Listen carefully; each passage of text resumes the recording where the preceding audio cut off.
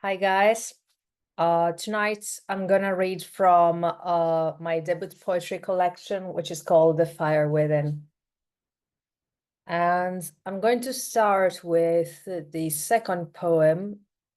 Actually, I'm not really sure that can be filed as a poem, but well, I'm gonna start with that. The title is Panko.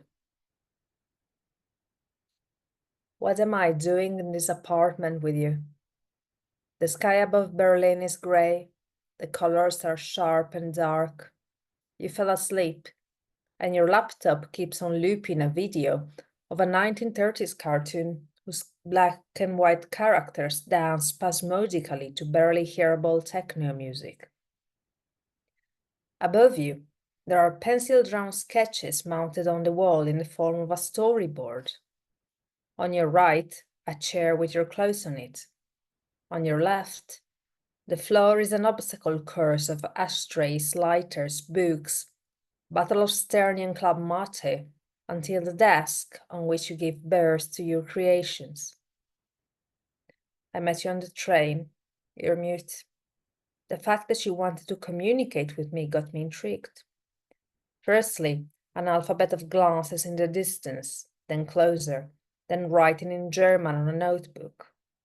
And to find out you had no other words to write in another language looked like a passionating challenge with mythological nuances.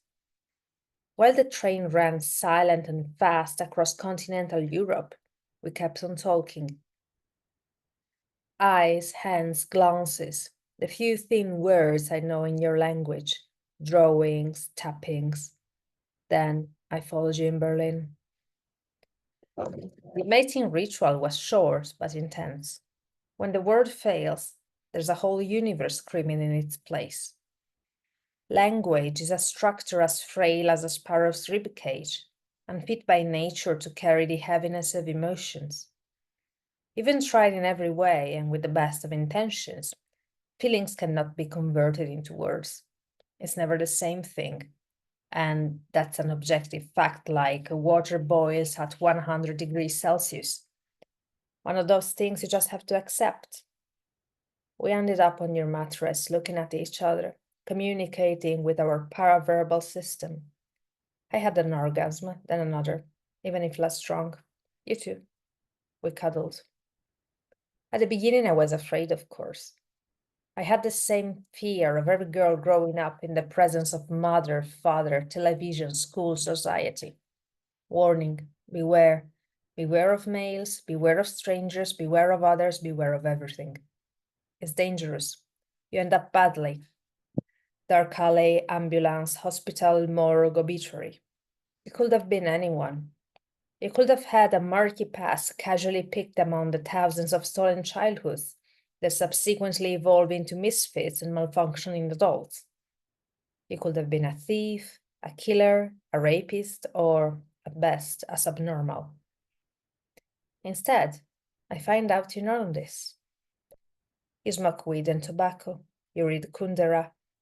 You go for groceries in the supermarket 2 blocks away, preferring vegan and cruelty-free products. You listen to Kraftwerk. You know who Klaus Nomi is, and you know why he's important. You find Bauhaus sublime, as well as the homonymous post-punk band. You love yoga, you hate fast food restaurants. You're an artist, we're similar. You're not dangerous, you're not a maniac, you're not a thief, you are nothing. And after 48 hours, in spite of the linguistic impediment, we've already run out of things to say to each other.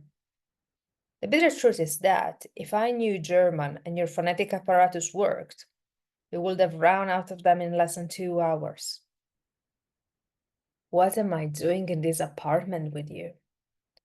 I smoke a cigarette looking out of the window. I watch the afternoon sky, the buildings, the street, bicycles, dogs, the Rewe, Turkish kebab shops, the lives of others. I turn around and look at you in your quiet post-wine and post-sex sleep. I inhale the last drag and stab it out. I silently collect my belongings. I wear my backpack, my shoulder bag. I walk towards the apartment door and close it behind me. It is the right thing. Better if this short story we created together painlessly slides from sleep to death without having to submit ourselves to the humiliating ritual of goodbyes and explanations. Stairs, main entrance, U-Bahn, bye.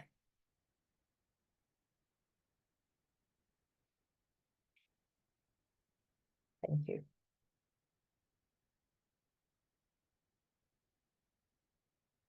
The next one is called Cat Person. It's a truth universally acknowledged that dogs are better than cats. Some say better than humans too, but that's a whole different story. Don't want to go there. Dog eyes don't have a soulless cut in the middle like cats have. They risk their own life for their owners. Understand more words than any other species, some voters included. Despite all of this, I'm not a dog person. Or I might be. Let's say I identify as non-binary. Dogs stay no matter how low you stoop. They adore you at your worst as much as at your best. They jump in ecstasy every time you get back home, and that's enough already. I can't deal with that much love.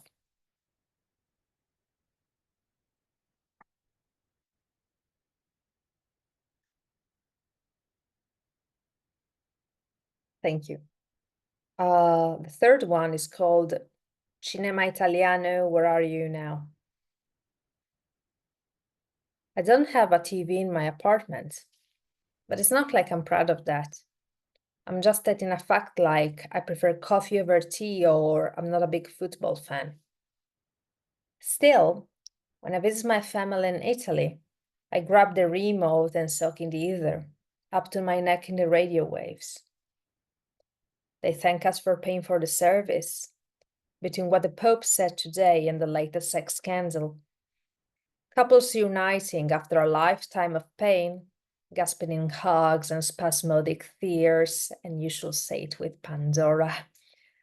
Families around the breakfast table talking to each other, unsynchronized voiceovers, riots, protests, mafia, revenge porn, monsters of Catholic imagination, people getting married in tasteless opulence, with cameras filming them, amused and judgmental because everyone has got an opinion and everyone is screaming so loud.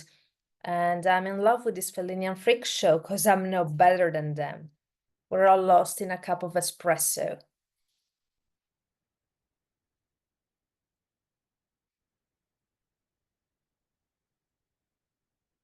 Uh, I'm not sure how much time I have left. Plenty. It's 8 more minutes. No, hold on. What was that?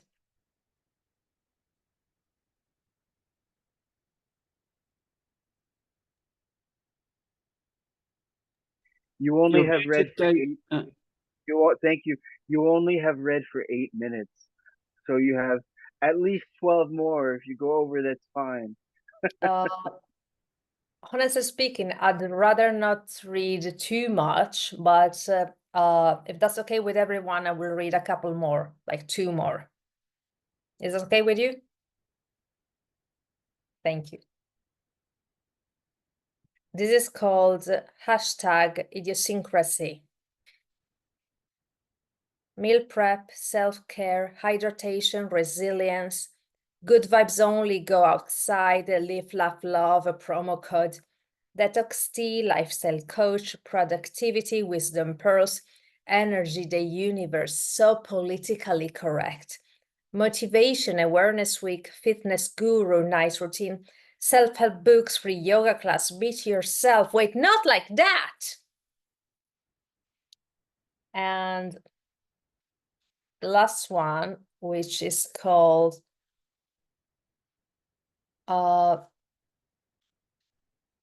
life choices on Sunday morning.